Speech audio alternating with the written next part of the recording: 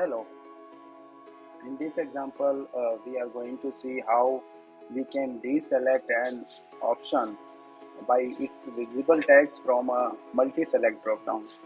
Again, in this example I do not have multi-select drop-down, so this script will fail. That's why I already said expel. But I want to show that which is the method that is doing the task. So the method is deselect by visible text of select class, and then you have to provide argument as visible text. And let me run the script, although it is going to fail. Let's run it. It will throw a not implemented error, and with explanation of it. So script is running, and opening the page, selecting option 2, and let's see the report. And